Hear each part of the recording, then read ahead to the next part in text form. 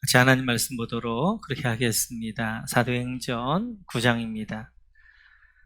하나님 말씀 사도행전 9장 1절에서 9절까지 말씀 보도록 그렇게 하겠습니다.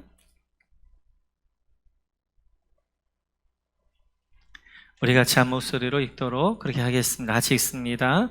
사울이 주의 제자들에 대하여 여전히 위협과 살기가 등등하여 대제사장에게 가서 다메섹 여러 회당에 가져갈 공문을 청하니, 이는 만일 그 도를 따른 사람을 만나면 남녀를 막론하고 결박하여 예루살렘으로 잡아오려 함이라.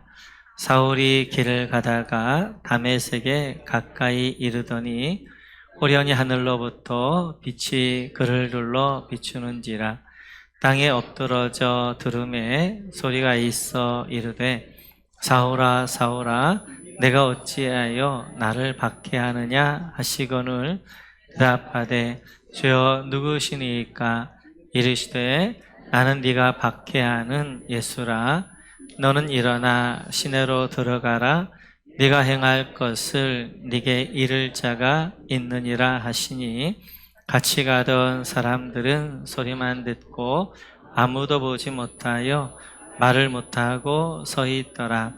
사울이 땅에서 일어나 눈을 떴으나 아무것도 보지 못하고 사람의 손에 끌려 다메섹으로 들어가서 사흘 동안 보지 못하고 먹지도 마시지도 아니하니라. 아멘. 계속해서 오늘 사도행전 9장 말씀 나누도록 그렇게 하겠습니다. 바울 사도가 이제 사울이었던 때였죠. 다메섹으로 가다가 영광의 빛 가운데 주님을 만나는 내용이 되어집니다.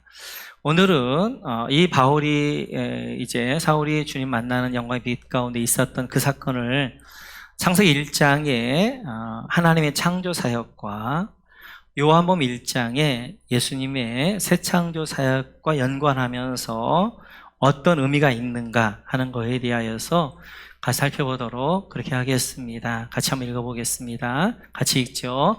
다마스쿠스에 있는 여러 회당으로 보내는 편지를 써달라고 하였다.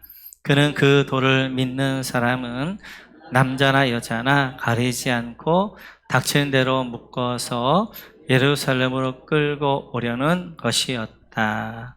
지금 사울이 다마스쿠스, 지금의 시리아의 수도지요, 다메섹으로 가고 있습니다. 가고 있는 그 발걸음이 가볍지만은 않아요. 왜냐하면 깊은 혼돈함이 있고요, 또한 어둠이 있고요, 그늘이 있습니다.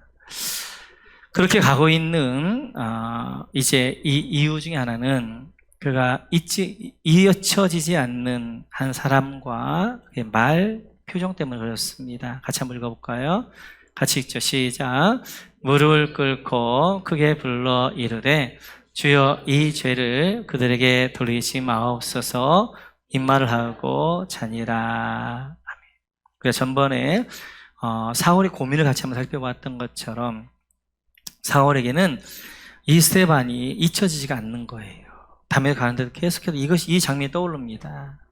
그 돌에 맞아서 죽어가는 그 극한 상황에서도 평정심을 잃지 않는 그 모습, 무릎을 꿇고 기도하는 그 모습, 그 기도의 내용, 주여 이 죄를 저들에 돌리지 마십시오 라고 하는 그 내 기도의 내용, 또 죽은 이제 스테반 집사의 얼굴을 보니까 마치도 너무나 평안한 가운데 자는 것과 같은 모습, 이런 것들이 하나도 잊혀지지가 않는 거예요. 뇌리에 생생히 남아있습니다. 그래서 무거운 마음으로 지금 다메섹으로 향하고 있습니다. 어떻게 보면 사울의 마음은 좀 혼돈하고요, 또 어둠 가운데 있는 그런 마음이다 할 수 있을 것 같습니다. 이때 예수님이 빛을 찾아오시죠. 같이 한번 읽어볼까요? 같이 읽죠. 시작. 사울이 길을 가다가 다마스쿠스 가까이에 이르렀을 때 갑자기 하늘에서 환한 빛이 그를 둘러 비추었다. 이루셨다. 이렇게 정말 깊은 고민 가운데 가고 있는 사울에게 갑자기 햇빛보다 더 강한 빛이 그를 비추게 되어지고 그곳에 엎드러지는 것들을 볼 수 있습니다. 오늘 이 장면이 창세기 1장의 창조의 장면하고 굉장히 많이 비슷해요. 좀 내려주시겠어요? 비슷해요. 우리 한번 1장 2절 같이 한번 읽어볼까요? 1장 2절 같이 한번 읽죠. 시작.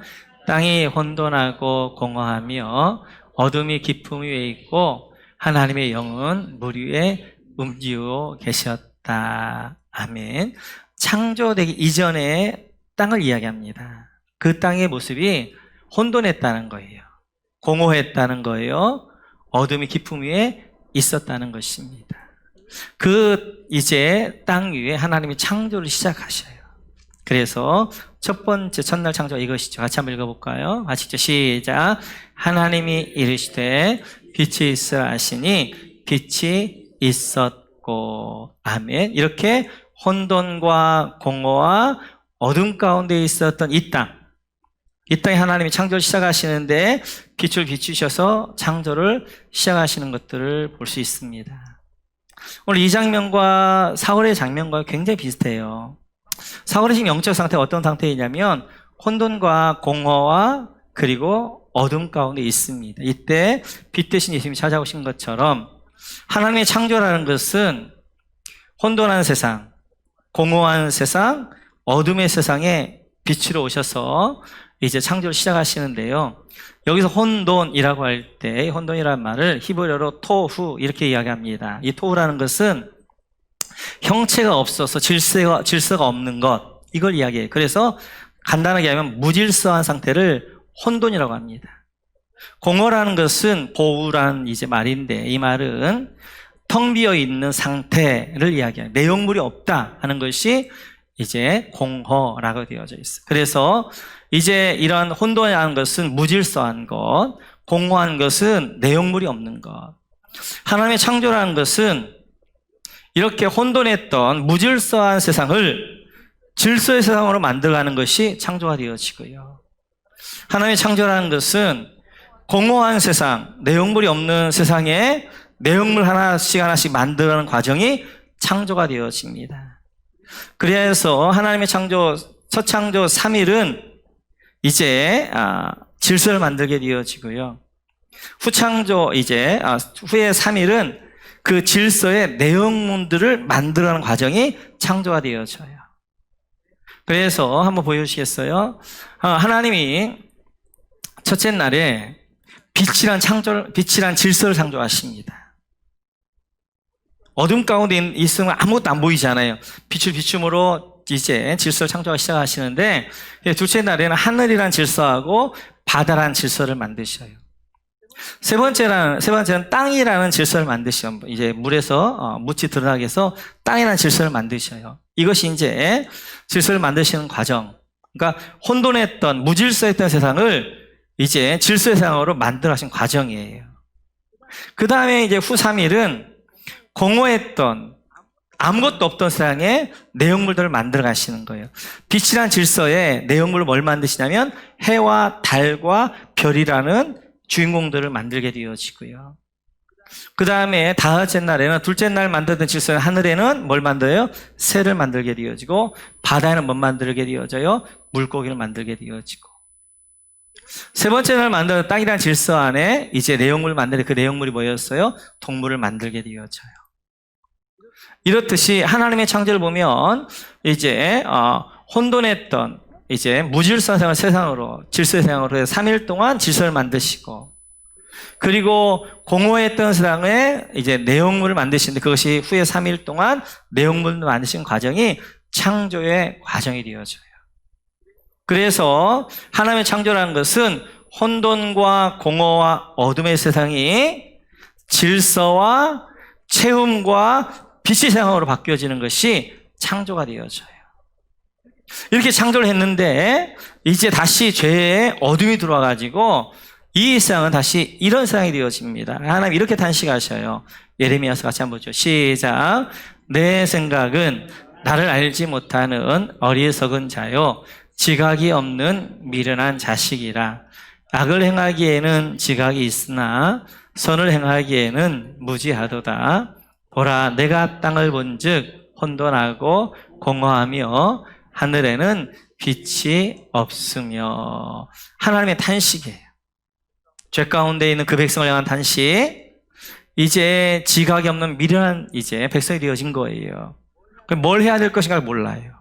뭐가 죄인가도 몰라요. 그래서 악을 행하는 데는 지각이 있어요. 그 일을 행해요. 네, 선을 행하는 데 하나님 기뻐하는 일들은 행하지 않는 무지한 자들이 되어져 있어요. 그들을 가리켜 죄 가운데 있는 자들을 가리켜 뭐라고 해요? 혼돈하고 공허하고 빛이 없는 흑암 어둠이다 라고 말씀하게 되어져요. 이게 다시 어디로 돌아간 거예요? 창조 전에 그 세상으로 다 돌아간 거예요. 그래서 사람들이 혼돈해요. 이제 혼란스러워요. 왜 살아야 되는지 몰라요. 공허해요. 늘 마음에 공허함과 허무함으로 가득하게 되어져요. 흑암으로 가득해 있어요. 어디가 길인지 몰라요. 길을 찾아 헤매게 되어져요. 빛을 찾아 헤매게 되어져요. 이러한 죄악된 세상에 예수님께서 이렇게 오셔요. 우리 한번 요한복음 같이 한번 볼까요? 시작. 참빛 그 세상에 와서 각 사람에게 비추는 빛이 있었나니 그가 세상에 계셨으며 세상은 그로 말미암아 지은 바 되었으되 세상이 그를 알지 못하였고. 아멘. 요한복음 1장은 창세기 1장에 나오는 창조를 그대로 가져온 거예요. 바로 하나님이 창조주 하나님이라면 예수님이 새 창조의 하나님이시다라는 것들을 설명하는 건데 다 설명할 수 없고요. 이렇게 혼돈과 공허와 어둠 가운데 있는 세상에 누가 참빛 대신 예수님께 빛으로 오신 거예요. 그러니까 이 땅에 뭘 만드시는 거예요? 질서들 만들어 가시는 거예요. 그리고 채워 가시는 거예요. 그리고 빛으로 그들을 인도하게 되어져요.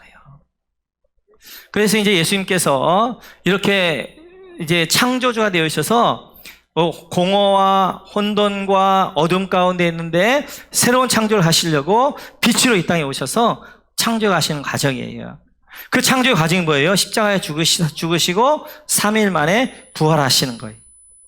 그래서 혼돈의 무질서는 이제 죽음의 혼돈은 사라지고 생명의 질서 새롭게 만드신 거예요.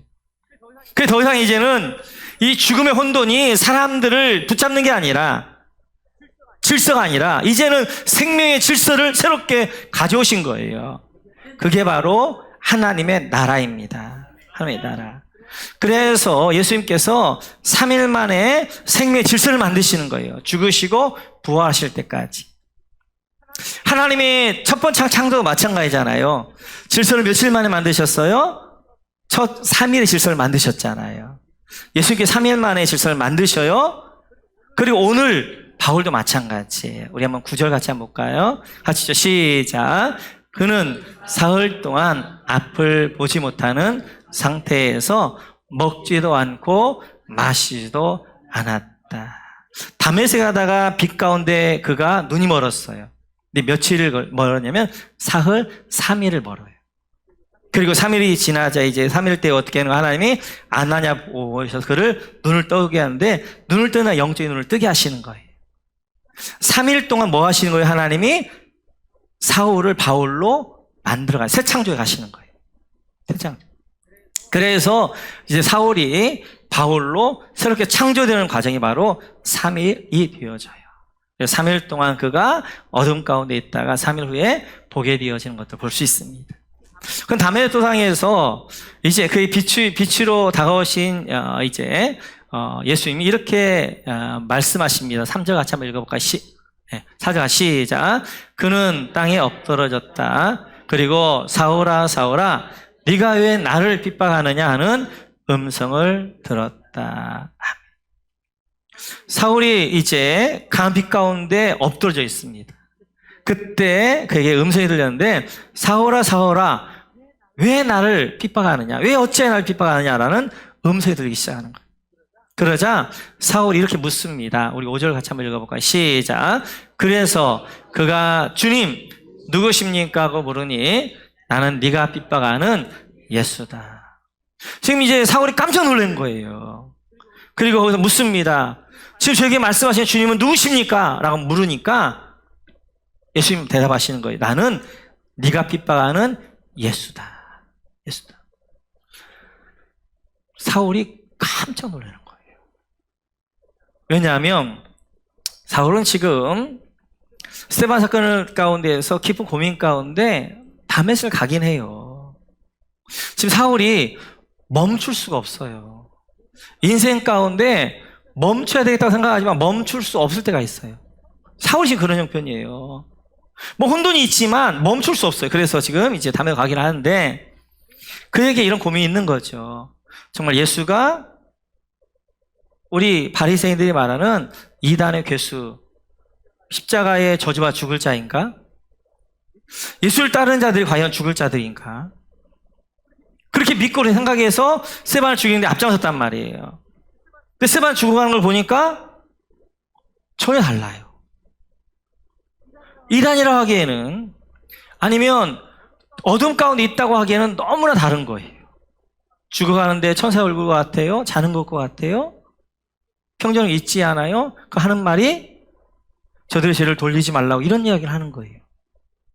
그래서 그가 퀘션 마크를 가지고 가게 되어지죠. 정말 예수가 그렇게 못된 사람인가? 율법에 의해서 십자가 나무에 달려 죽어야 할 저주받을 자인가? 가고 있는데 예수님 딱 나타나는 거예요. 그러자 이 사울 안에 있었던 혼돈, 공허, 어둠이 거치면서 밝은 빛이 비치기 시작하는 거예요. 아, 내가 이단의 교수에 생각했던 그 나사렛 예수가 구약에서 예언한 메시아구나 하는 것들을 알면서 그가 확 새로운 세계가 열리게 되어지는 거예요. 그 상태를 바울은 고린도서에서 이렇게 고백합니다. 같이 한번 읽어볼까요? 시작. 누구든지 그리스도 안에 있으면 그는 새로운 피조물입니다. 옛것은 지나갔습니다. 보십시오. 새것이 되었습니다. 아멘. 하나님이 빛을 비춰주셔서 이제는 새로운 피조물로, 새로운 창조물로 이제 바울을 비정한 거예요. 예전과 다른. 그리고 이제 새롭게 바울을 창조한 거예요. 새롭게 사울을 창조하여서 바울로 창조하신 거예요. 새로운 피조물이 되어진 거예요.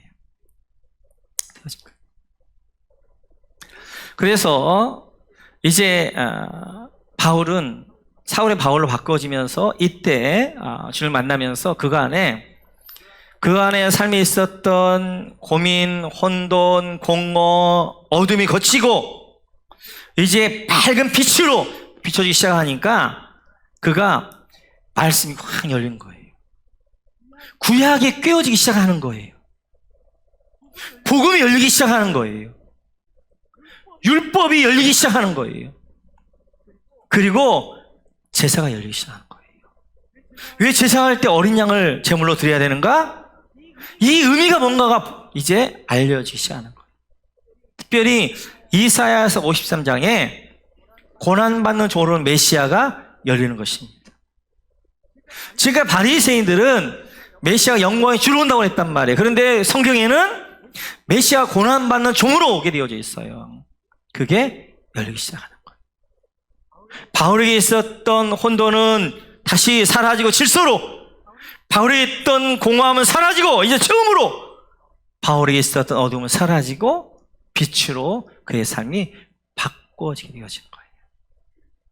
그리하여서 바울은 이제 빛의 주님을 만난 다음에, 그가 새로운 창조되어진 다음에 내가 무엇을 붙잡아야 될 것인가, 내가 무엇을 버려야 될 것인가를 결정하고 알게 되어지는 거예요.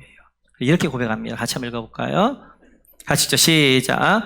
나는 8일 만에 할례를 받고 이스라엘 족속이요 베냐민 지파요 히브리인 중에 히브리인이요 율법으로는 바리새인이요 열심으로는 교회를 박해하고 율법의 의로는 흠이 없는 자라. 그러나 무엇이든지 내게 유익하던 것을 내가 그리스도를 위하여 다 해로 여길 뿐더러 또한 모든 것을 해로 여김은 내 주 그리스도 예수를 아는 지식이 가장 고상하기 때문이라. 내가 그를 위하여 모든 것을 잃어버리고 배설물로 여김은 그리스도를 얻고 그 안에서 발견되려 함이니 내가 가진 은은 율법에서 난 것이 아니요 오직 그리스도를 믿음으로 말미암은 것이니 곧 믿음으로 하나님께로부터 난 의라. 아멘. 이제 영광 하나님의 빛이 비치고 새로 창조되어지니까 내가 뭘 붙잡아야 될 것인가, 내가 뭘 버려야 될 것인가, 놓아야 될 것인가가 결정되어지는 거예요. 지금까지 붙잡고 있었던 세상의 자랑들, 8일 만에 할례 받은 것, 베냐민 지파였던 것, 바리새인이었던 것, 열심히 하나님 섬겼던 것, 율법에 의로 흠이 없는 것, 이것들이 지금까지 자랑이었단 말이에요. 이거 붙잡았단 말이에요. 그런데 이게 아무것도 아니고 이게 버려야 된다는 걸 알아요. 그래서 이걸 버리고 배설물 여기게 되어지는 거예요. 그리고 이제 뭘 잡아야 될 것인가 아는 거예요. 그것이 바로 예수 그리스도를 붙잡게 되어져요.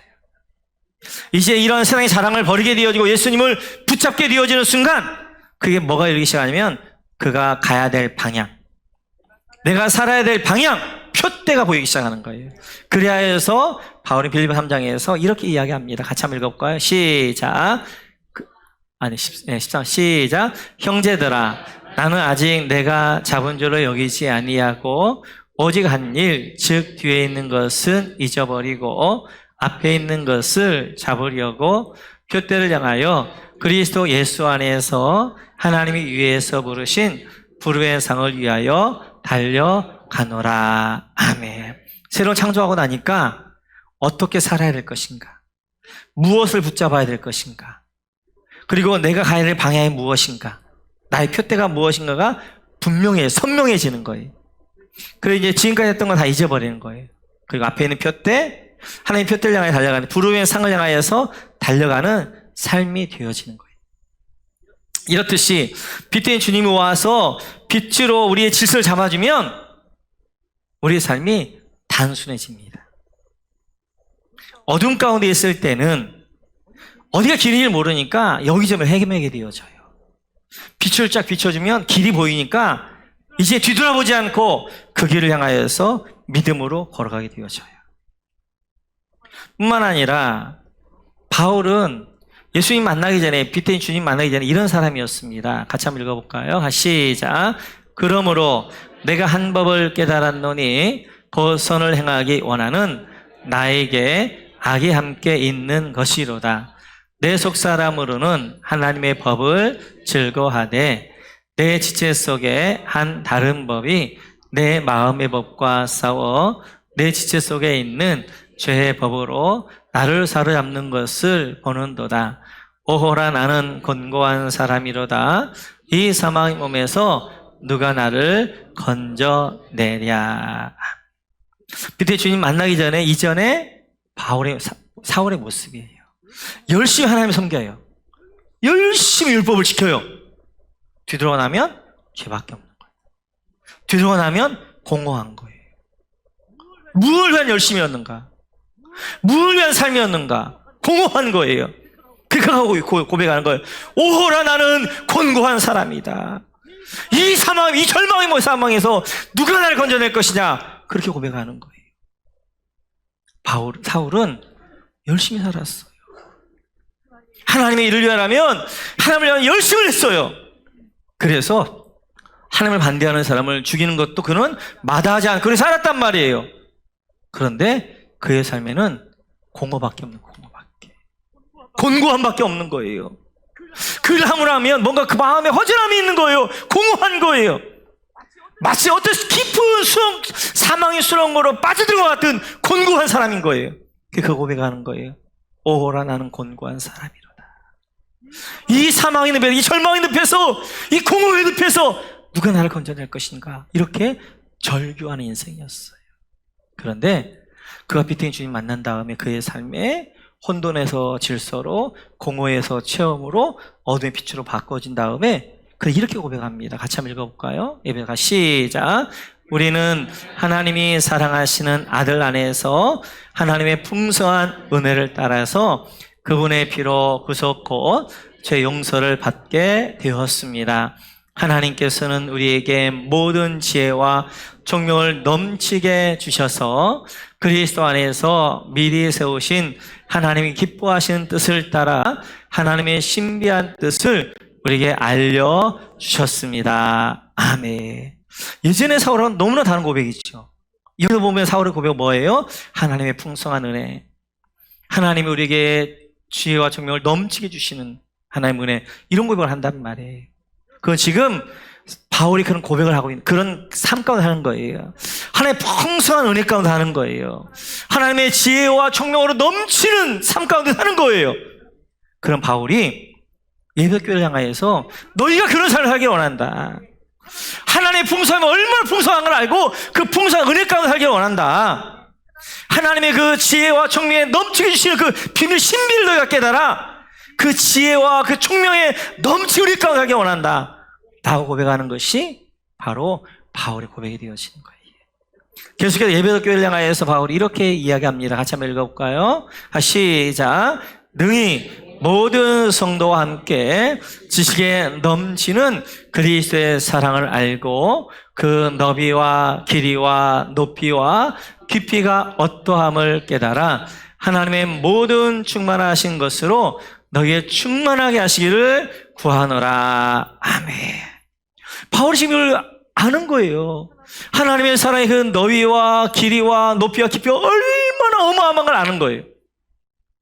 너희가 이 사랑 안에, 이 충만함 안에 충만하게 원한다 라고 바울이 예배교회를, 너희가 내가 알고 있는 이 사랑, 하나님의 풍성함, 이 사랑의 은혜, 깊이, 이 넓이, 이 충만함을 내가 경험하는데 너희도 그렇게 경험하기 원한다 라고, 내가 너희를 그렇게 기도한다 라고 이제 바울이 이야기하고 있어요. 피터의 주님 만나기 전에 바울은 어땠어요? 곤고함, 사망, 누가 날 살려낼까, 이런 이야기를 했는데 주님 만나고 난 뒤에 그의 단어들이 달라지잖아요. 풍성함, 충만함, 사랑, 그리고 넘치게, 그 비밀, 이렇게 달라진단 말이에요. 이렇듯이 주님 만나기 전에 사울은 곤고한 삶이었어요. 삶을 하고 나면 공허받기 자주 오잖아요. 그런데 믿음의 길을 바울에게는 하나님의 충만함과 하나님의 풍성함, 하나님의 은혜, 하나님의 사랑으로 가득한 그런 삶을 살았던 것을 볼 수 있어요.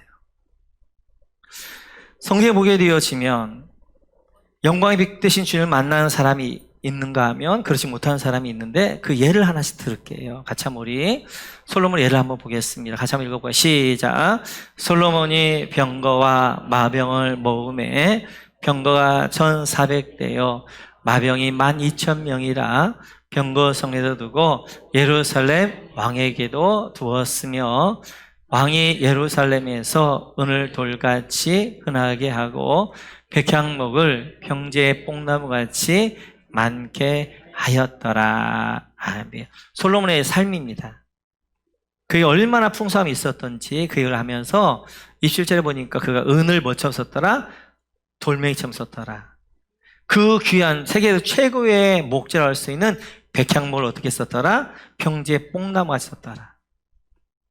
이 솔로몬은 하나님으로부터 전에도 너 같은 사람이 없을 것, 후에도 너 같은 사람이 없을 것이다. 전무후무한 축복을 받은 사람이었어요. 그는 아내가 1000명이었어요. 그 열왕기하를 보게 되면 그가 하루에 먹는 음식만 해도 소가 수십 마리였어요. 양은 말할 것도 없고 수백 마리였고, 그리고 세상에서 누릴 것 다 누려봤던 솔로몬이란 말이에요. 그가 마지막에 썼던 전도서에서 그가 이렇게 고백합니다. 같이 한번 3절 읽어봐. 시작. 해 아래에서 수고하는 모든 수고가 사람에게 무엇이 유익한가? 자기 왕으로서 열심히 살았어요. 열심히 살았는데 남는 게 없다는 거예요. 뭐가 유익해? 인생이 혼란스러운 거예요. 내가 인생을 열심히 살아왔는데 이게 뭐야? 혼돈스러운 거예요. 혼란스러운 거예요. 뿐만 아니라 그래 2절에 또 이렇게 고백합니다. 같이 한번 읽어볼까요? 시작. 전도자가 이르되 헛되고 헛되며 헛되고 헛되니 모든 것이 헛되도다. 인생을 살았어요. 나중에 고백하는데 뭘 고백해요? 헛되다 하는 거예요. 아니 그렇게 살았으면 내 인생 잘 살았다. 한번 신나게 내가 놀면서 신나게 한번 살아왔다. 나는 더 이상 부족한 것이 없다. 만족한다. 그래야 되지 않아요? 그러한 솔로몬이 헛되고 모든 것이 헛되다. 헛되다 하면 몇 번이나 하면 이 2절 한 절에서 5번이나 한단 말이에요. 얼마나 헛된가. 공허한 거예요, 공허한 거. 이 땅에서 1000명의 아내들과 함께 쾌락을 즐겼지만 은을 돌같이 그리고 이제 백향 먹을 뽕나무같이 그렇게 화려하게 살았지만 인생이 허무한 것입니다. 공허한 거예요. 혼란한 거예요. 내가 왜 살았는가? 내가 뭘 위해 달려왔는가? 내가 왜 열심히 했는가? 무엇인가? 혼란한 거예요. 그렇게 고백하고 있는 거예요. 그런데 오늘 비태의 주를 만났던 바울은 자기의 삶을 이렇게 이야기합니다. 같이 한번 읽어볼까요? 하시오. 시작. 유대 사람에게서 마흔에서 하나를 뺀 매를 맞은 것이 5번이요. 채찍으로 맞은 것이 3번이요. 돌로 맞은 것이 1번이요. 파선을 당한 것이 3번이요. 밤낮 꼬박 하루를 망망한 바다를 떠다녔습니다. 자주 여행하는 동안에는 강물의 위험과 강도의 위험과 동족의 위험과 이방 사람의 위험과 도시의 위험과 광야의 위험과 바다의 위험과 거짓 형제자매의 위험을 당하였습니다. 수고와 고역에 시달리고 여러 번 밤을 지새우고 줄이고 목마르고 여러 번 굶고 추위에 떨고 헐 벗었습니다. 바울이 자기 이야기를 하는 거예요. 뭐예요? 죽도록 고생만 했다는 거죠. 40의 감한매를 하나 감한매를 5번이나 맞았다는 거예요. 한 번은 돌로 맞아 죽었다 살아났다는 거예요. 배 타고 가다가 파손당한 것이 3번이 됐다. 뿐만 아니라 이제 그가 26절에 보면 위험을 이야기합니다. 그게 그냥 살아가는 것이 위험이었어요. 강물의 위험, 강도의 위험, 동족의 위험, 이방 사람의 위험, 도시의 위험, 광야의 위험, 바다의 위험, 거짓 형제의 위험. 가는 곳들마다 위험이 도사니까. 도시 가면 도시의 위험, 광야로 가면 광야의 위험, 휴대에 가면 유대인의 위험, 또 이제 밖에 나가면 이방인의 위험, 이런 위험들로 위험으로 가자더라. 그래서 27절에 보게 되어 그가 이렇게 합니다. 수고와 고역에 시달렸고 죽도록 고생만 했고 이제 밤을 지새웠고 그 삶이 줄이고 목마르고 굶고 취에 떨고 헐벗고 이런 삶이었다는 거예요. 그거 서러운 삶이 이런 삶이었다는 거예요. 죽도록 고생한 삶이었다는 거예요. 그런 그가 마지막 유언서에서 이렇게 이야기해요. 같이 한번 읽어볼까요? 같이 시작. 나는 선한 싸움을 싸우고 나의 달려갈 길을 마치고 믿음을 지켰으니 8절 이제후로는 나를 위하여 의의 면류관이 예비되었으므로 주곧 의로우신 재판장이 그날에 내게 주실 것이며 내게만 아니라 주의 나타나심을 사모하는 모든 자에게 도니라. 아멘. 이렇게 죽도록 고생만 한 바울이 죽을 때는 어떻게 해야 되는 거예요? 디모데 자기 아들에게 마지막 유언서를 보내는 거예요. 야, 나는 평생 죽도록 고생만 했다. 너 절대 내가 살았던 길 살지 말아라. 이렇게 이야기해야 되잖아요. 그거 뭐라고 이야기하는 거예요? 나는 선한 싸움을 싸우고 달려갈 길을 마치고 믿음을 지켰다. 하나님의 곁을 향하여서 나는 달려왔고 나는 잘 살았다. 나는 하나님의 충만한 풍성함과 살았다. 그리고 이제 8절에 보니까 나를 위해서 하나님이 의의 면류관을 예비하고 계신다 라고 고백합니다. 오늘 두 사람 극적인 사람이잖아요. 솔로몬은 육신적으로 가장 모든 것들을 누렸던 전무후무한 축복을 받은 사람이에요. 근데 마지막 죽을 때 마지막 뭐라고 이야기하는 거예요? 혼란스럽다, 공허하다. 그렇게 이야기하는 거예요. 그러나 바울은 뭐라고 이야기하는 거예요? 죽도록 고생만 했는데 마지막이 뭐예요? 잘 살았다. 그리고 하나님의 풍성한 충만과 살았다. 그리고 하나님의 이제 의미를 예비되었다라고 고백하고 있는 것입니다. 둘의 차이는 뭐예요? 빛의 주인을 만났느냐 만나지 않았느냐의 차이예요. 우리 인생에 가장 중요한 것이 이것입니다. 빛의 주인을 못 만나면 인생을 열심히 살긴 해요. 그런데 단죄밖에 돌아. 바쁘게 살아요. 바빠요. 근데 하고 나면 허무해. 하고 나면 혼란스러워. 내 인생 길도 모르게 되어지고 공허함 가운데 있게 되어지는 거예요. 그러나 빛의 주님을 만나게 되어지면 빛의 주님이 길이 되어주셔서 어떻게 하는 거예요? 믿음의 길을 가게 되어지고 질서와 충만함과 하나님의 체험과 은혜 가운데 나아가는 것들을 보게 되어집니다. 오늘 이 말씀 좀 어려울 수 있어요. 바울의 부르심, 창조, 그 다음에 창세 1장에 하나님의 창조, 요한복음 1장에 예수님의 새 창조. 그러면 한번 동영상을 좀 들으셔서, 그런데 이게 중요해요. 이게 딱 잡히면 인생을 어떻게 살아가야 될 것인가, 나의 표대가 무엇인가, 나는 뭘 살아가야 될 것인가, 내가 뭘 붙잡아야 될 것인가, 내가 뭘 놓아야 될 것인가 하는 것들을 알게 되어지고, 그리고 마지막에 바울처럼 고백하는 여러분이 되어집니다.